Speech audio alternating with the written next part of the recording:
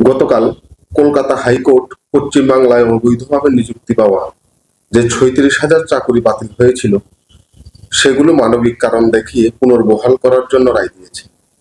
ত্রিপুরার ক্ষেত্রে যে 10,323 জন শিক্ষকের চাকুরি খারিজ হয়েছিল সেগুলো একই কারণে পুনর্বহালের জন্য আবেদন করা যায় কিনা?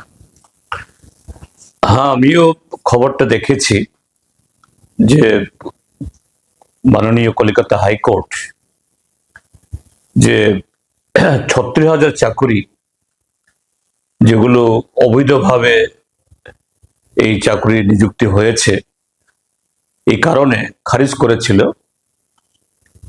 সেই চাকরি পুনর্বহাল করার জন্য নির্দেশ দিয়েছে মানবিক কারণ দেখিয়ে।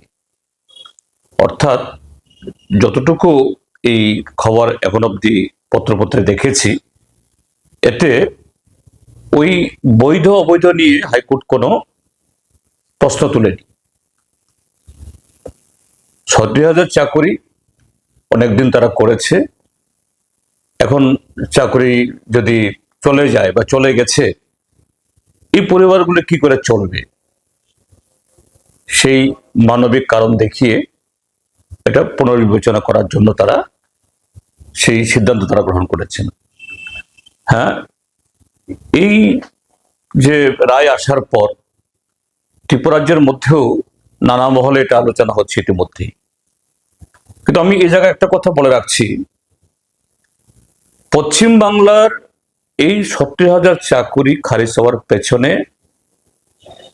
সেখানে নানা ধরনের অনিয়ম, একেবারে চাকুরির পরীক্ষা না দিয়ে, ইন্টারভিউ বোর্ডে না বসে এবং ঠিকঠাক ভাবে কাগজপত্র জমা না দিয়ে এরকম ভুরি ভুরি চাকুরির সে প্রমাণপত্র পেয়েই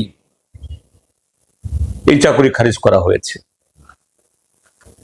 ত্রিপুরার ক্ষেত্রে চাকুরি খারিজ হলেও পশ্চিমবাংলা যে কারণে চাকুরি গেছে, ত্রিপুরার 10,323 কারণে না।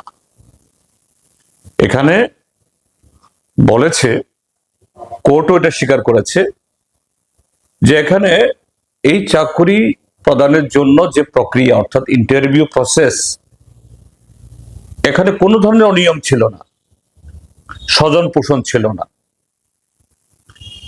এটা শুধু একটাই কারণ, কারণটা কি? Recruitment rules.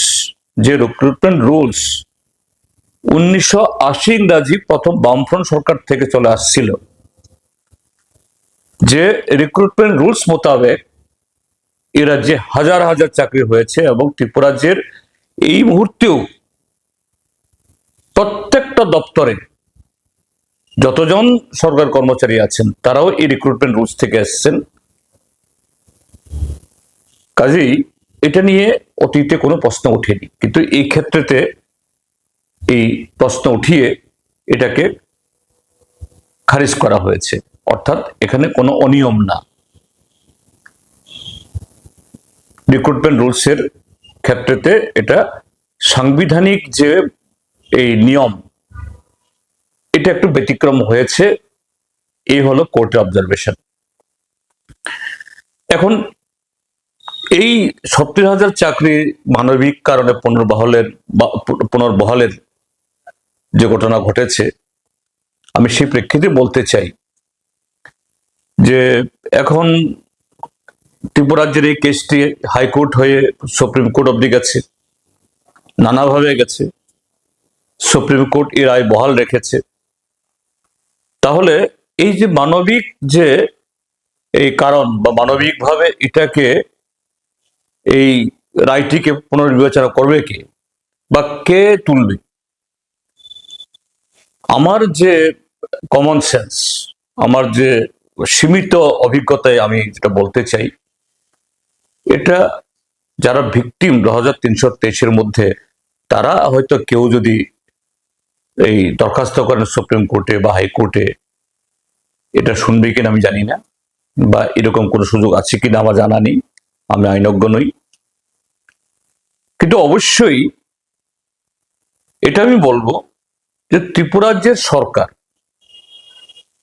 ডক্টর মানিক সাহার নেতৃত্বে যে সরকার, এই সরকার, ডক্টর মানিক সাহা যিনি আমাদের রাজ্যের মাননীয় মুখ্যমন্ত্রী, তিনি এই দপ্তরের ইনচার্জ,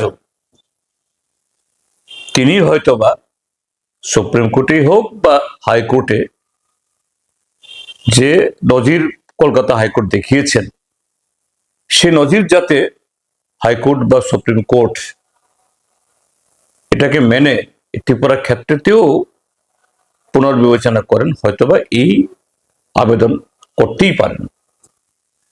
যেহেতু প্রশ্ন তুলেছেন, আমি বলবো নিশ্চয়ই ত্রিপুরা রাজ্যের বহু সহৃদয় মানুষ এবং এই 2333 পরিবার, তারা তো এগুলো নিয়ে ভাবছেই, ইতিমধ্যে ভাবনা চিন্তা নিশ্চয়ই শুরু হয়েছে।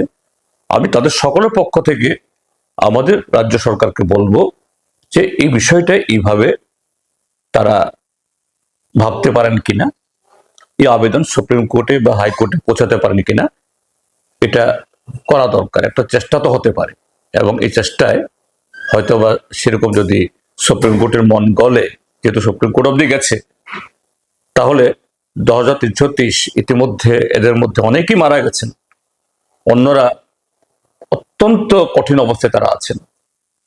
এই ক্ষেত্রেতে সত্যিকারের একটা মানবিক পদক্ষেপ গ্রহণ করা হবে। এটা সরকারের তরফ